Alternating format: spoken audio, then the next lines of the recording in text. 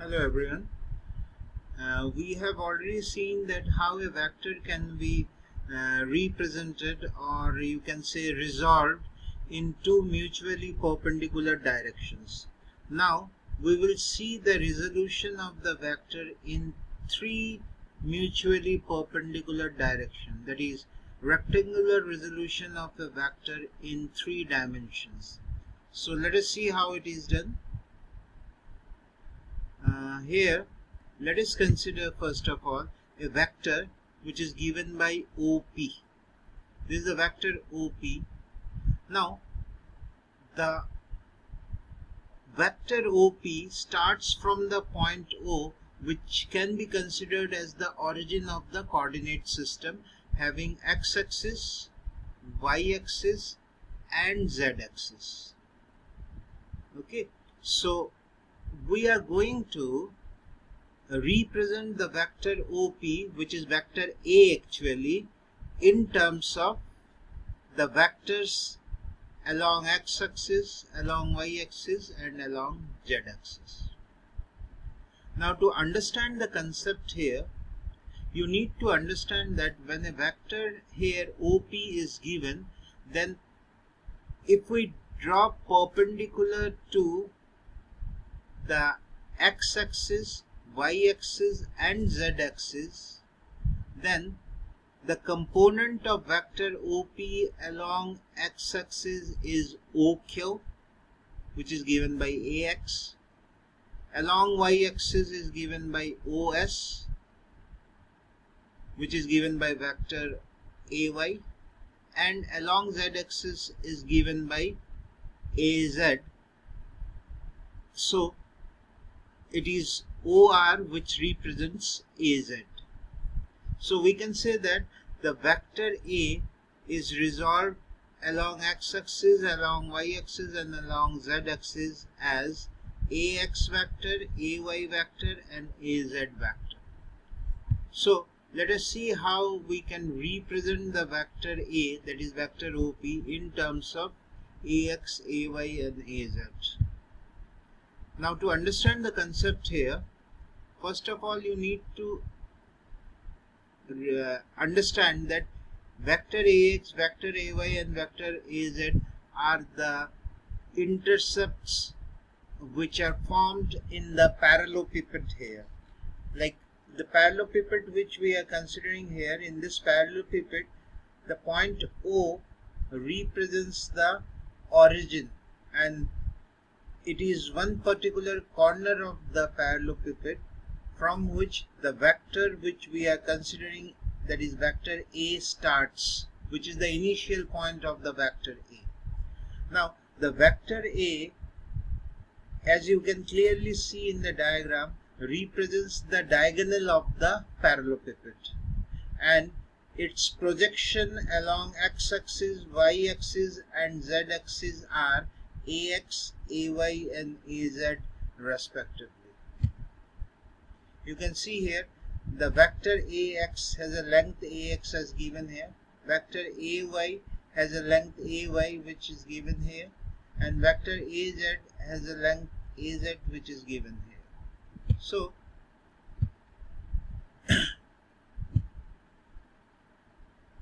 if we apply triangle law of vector addition here, suppose we want to find the value of vector OP, so it will be vector OT plus vector TP. Now this vector OT, you can consider OR and RT. So vector OT, again using the triangle law, we can write vector OT is equal to vector OR plus vector RT. But we can use the parallelogram law of vector addition, and that vector OT can be written as vector OR plus vector OQ. So here we are representing vector OT as vector OR plus OQ. So the vector OP can be written as, the value of OT here will be replaced by OR plus OQ. So we write OR plus OQ, and this TP is here. Now the value of TP, the vector TP is equal to vector OS. So this vector TP can be represented by OS. So this equation for OP becomes OR plus OQ plus OS. Now the vector OQ, the length of the vector OQ is AX, but in terms of vector OQ we will write vector AX. Vector OS, this vector OS is vector AY, so for OS we are writing AY, and for vector OR we are writing it to be vector AZ, so it is vector AZ. So vector OP, which is vector A, will be given by vector AX plus vector AY plus vector AZ, where the value of AX is AX I cap. Vector AX has a length or the magnitude AX, so AX into I cap, plus vector AY is AY j cap, plus vector AZ is AZ k cap. So you can see here vector A can be written as AX I cap plus AY j cap plus AZ k cap. Now if we consider a position vector R, or first of all let us see here one more thing. Suppose we consider the vector A here, now which makes an angle alpha with the x-axis, that is AX, beta with the y-axis, that is AY, and gamma with z-axis, with the magnitude in the direction or the component in the direction of z-axis is AZ. So obviously earlier also we have seen in the same way the value of AX can be written as A cos alpha, AY can be written as A sin beta, and AZ can be written as A cos gamma. AY is written here as A cos beta. So I am repeating it again. AX is written as A cos alpha, AY will be written as A cos beta, and AZ will be written as A cos gamma. I hope this is very clear to you.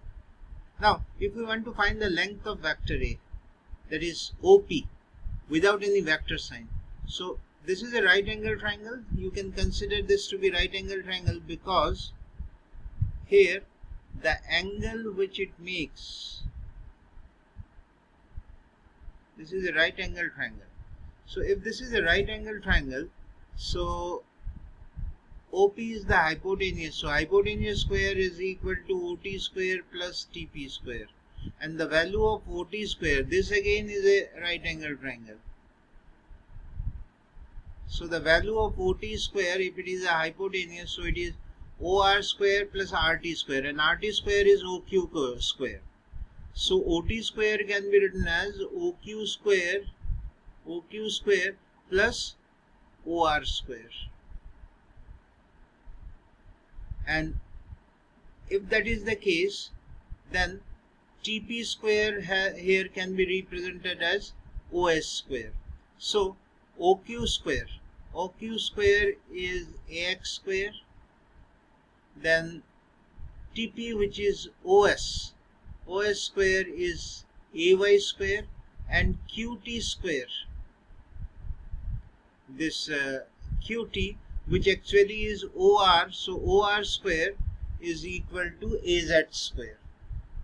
So you can see here the value of A square, that is the magnitude square of the vector A, is given by AX square plus AY square plus AZ square. So if this is the case, then the value of A will be given by root over AX square plus AY square plus AZ square. I hope this is very clear to you. Now one thing you need to remember, instead of this vector A, if we have a position vector R, then R can be written as X I cap. X, Y and Z are the components of vector R along x-axis, y-axis and z-axis. So vector R can be written as X I cap plus Y j cap plus Z k cap. And if you want to find the magnitude of vector R, So it will be root over x square plus y square plus z square, as it is shown here. For vector A, the magnitude of vector A is given by root over ax square plus ay square plus az square. So I hope that everything is clear till now here. If there is any doubt, then you can post me the doubt. Okay.